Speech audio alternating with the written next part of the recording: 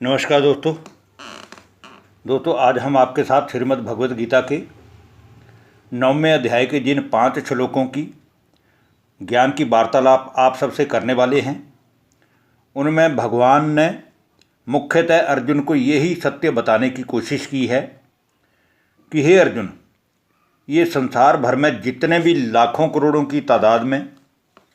मनुष्य अथवा नर नारी विराजमान हैं, ये सभी वास्तव में मेरी ही रूहानी संतान है और इस रिश्ते से सारे संसार का आत्माओं का अविनाशी परमपिता परमात्मा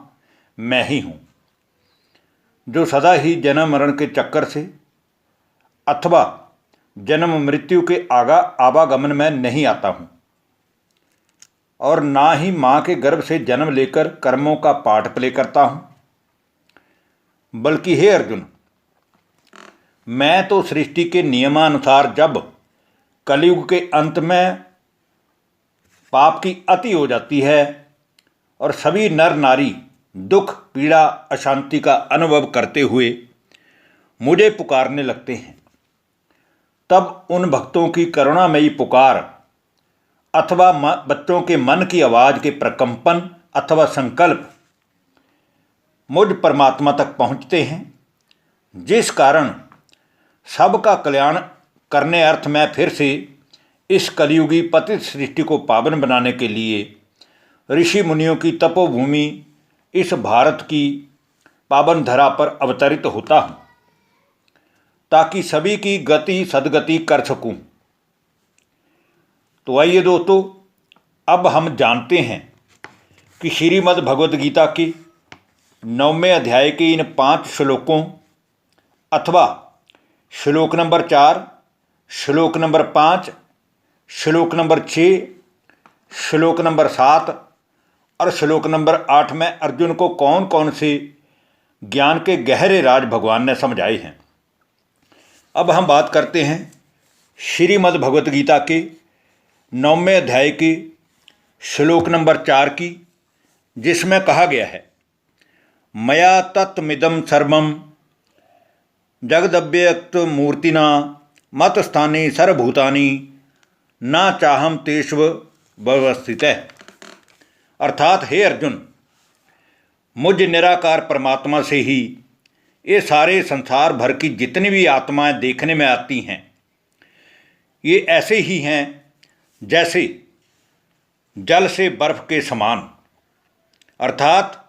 मैं परम धाम निवासी परमात्मा हूँ और तुम सब आत्माएं भी बिंदु रूप में मेरी ही संतान हो और सब भूत अर्थात ये सभी आत्माएं मेरे ही पास परम धाम में संकल्प के आधार से स्थित हैं, किंतु वास्तव में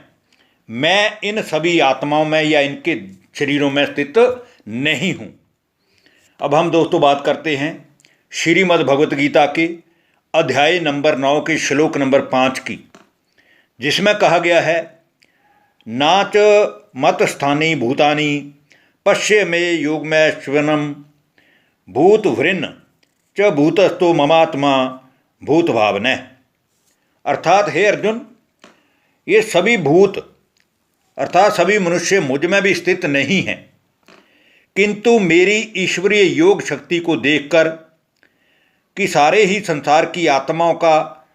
धारण पोषण करने वाला अर्थात सृष्टि की रचना स्थापना पालना और विनाश कराने वाला और सभी भूतों को उत्पन्न करने वाला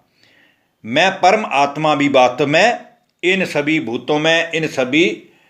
मनुष्यों में स्थित नहीं हूँ। तो दोस्तों जरा अपने आप में एक विवेक के ऊपर हम हाथ रख के सोचें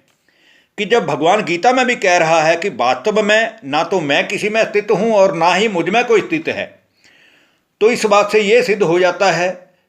कि हम कहते हैं आत्मा ही परमात्मा है। तो अगर आत्मा ही परमात्मा है तो फिर हम कौन किसको याद करें? याद उसको किया जाता है जो बीच में नहीं है। तो परमात्मा परम धाम के निवासी हैं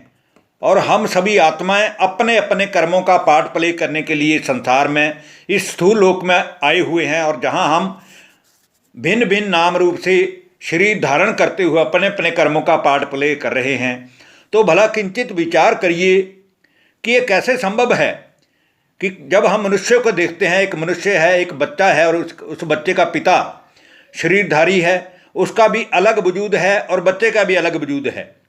बच्चा पहले बचपन में छोटा सा होता है, फिर बड़ा होता है, जवानी में जाता है, एक दिन बुढ़ापा आता है, उसके बाद वो देह को त्याग कर देता है। लेकिन बच्चा कभी भी बाप नहीं बन सकता और बाप कभी भी बच्चे में अंदर में समा नहीं सकता। बाप का अस्तित्व अलग है और बच्चे का अस्तित्व अलग है। ये तो हम संसार के मनुष्य में आंखों से देखते हैं। तो भला विचार करिए कि परमात्मा हम सभी आत्माओं में कैसे है और हम सभी आत्माएं परमात्मा के अंदर कैसे हैं।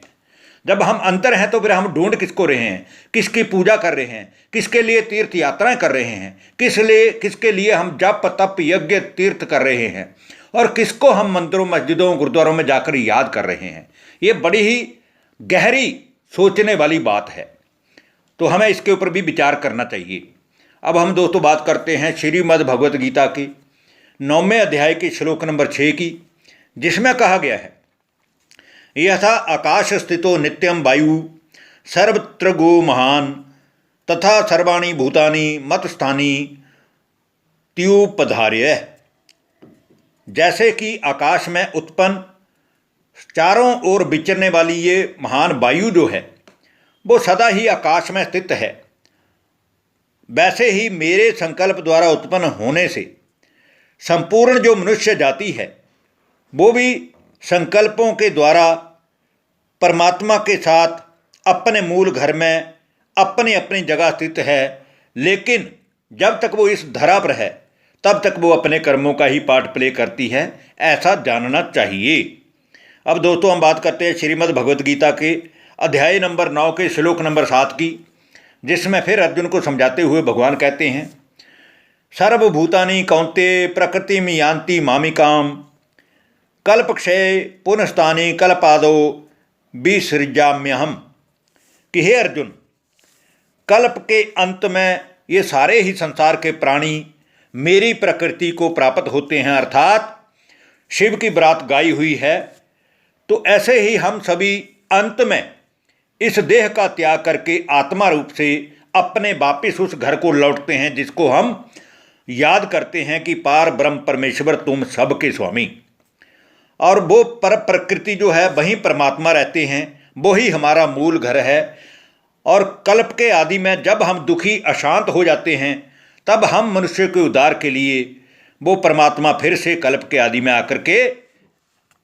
रचना रचते हैं, अर्थात हमारे संस्कारों का परिवर्तन करते हैं और सृष्टि को सुखी बना देते हैं। अब दोस्तों आज की वीडियो के हम अंतिम श्लोक और श्रीमद् भगवत गीता के 9वें अध्याय के श्लोक नंबर 8 की बात करेंगे, जिसमें कहा गया है, प्रकृतिम स्वाम वस्तु भय विसर्जामि पुनः पुनः भूतग्रामिमं कृत्सन मवशम प्रकृतिर्वशात्। अपनी प्रकृति को अंगीकार करके स्वभाव के बल से परतंत्र हुए इस संपूर्ण मनुष्य समुदाय को बार बार मैं उनके कर्मों के अनुसार रचता हूँ। अर्थात हे अर्जुन, जो मनुष्य जैसा कर्म करता है उसे वैसा वैसा फल भोगने के लिए वैसे वैसे ही घर परिवार संबंधी मिलते हैं। जैसे अगर इस जन्म में कोई किसी को दुख देता है, दुखी करके मारने के निमित्त बनता है, तो अगले जन्म में वो भी ऐसे ही घर में जन्म लेता है जहाँ उसको दुख मिलेगा। तो ये सभी मनुष्यों के अपने अपने कर्मों का फल भोगने के लिए मनुष्य जो है वो बार बार अपने कर्मों के अनुसार ही मेरी रचना द्वारा रचे जाते हैं। और मैं इन सभी मनुष्यों की आत्माओं का पिता परमात्मा सदा ही परम धाम में रहता हूँ, लेकिन कलयुग के अंत में आकर मैं फिर इनको कर्म के अनुसार रचता हूँ। धन्यवाद, नमस्कार दोस्तों।